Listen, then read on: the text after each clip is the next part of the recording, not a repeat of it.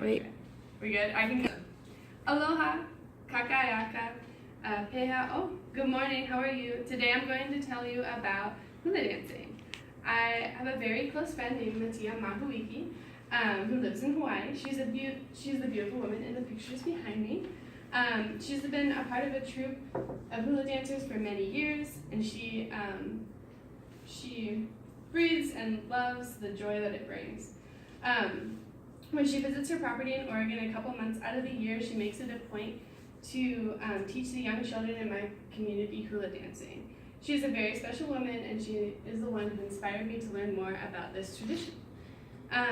Different types of dancing hold different weights in different cultures. Dance is a form of cultural expression we all experience, and today I would like to inform you about a culture whose culture is heavily influenced by hula dancing. I would like to inform you all of what hula dancing is, where it came from, and how the tradition is still alive and well today. Hula dancing is the heart and soul of Hawaii, and the Hawaiian culture is deeply rooted in its existence. Margaret Beckwith, who is known for her writings on the topic of mythology, was an author who published her works in the late 1800s through the 1900s. She is known for writing Hawaiian mythology, a piece that was published in 1970 that's still deemed to be relevant today. In her work called The Hawaiian Hula Dance, a work published over 100 years ago, gave some great context to the origins and relevance of hula dancing.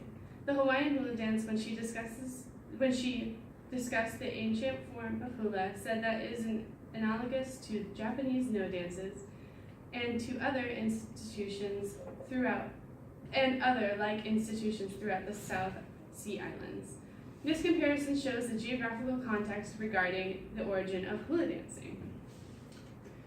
So as you can see in the map behind me, the Hawaiian Islands, although fully surrounded by water, are also surrounded by two giant land masses, and although they're far apart, the influences from all of these places have been pretty prominent. So hula dancing has preserved the history of Hawaii, and there was a time explained in the journal, The Hawaiian Hula Dance, that hula dancing was the reason ancient Hawaiian traditions has survived into modern time.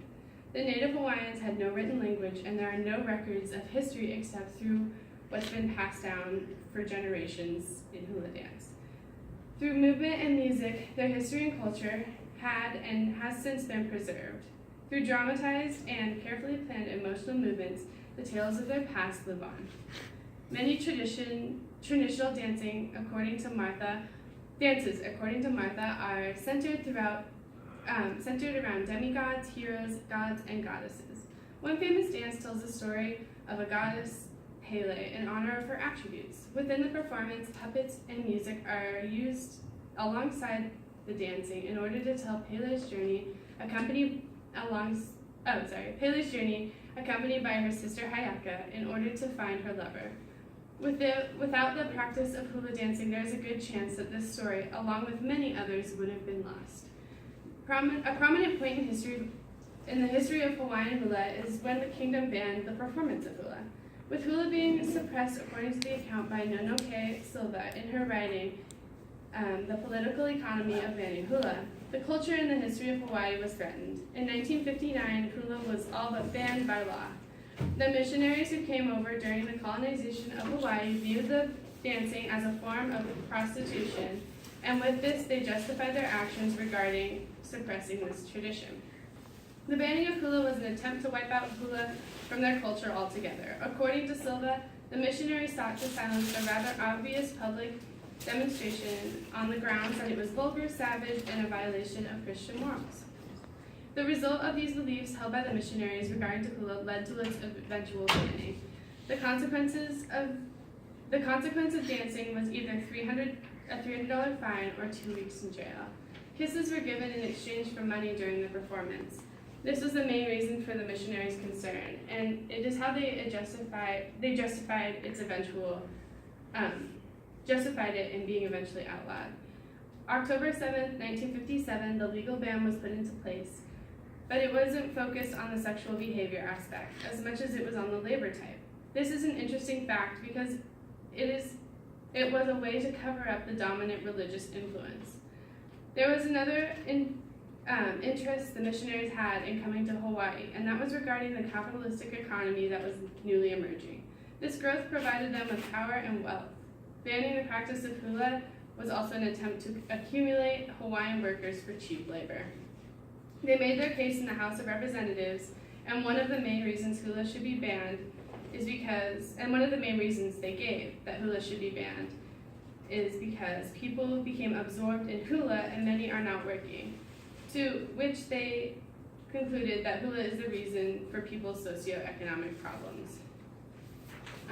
From this time period where hula was not widely accepted, the revival of this tradition in the last century has been widespread and encouraging.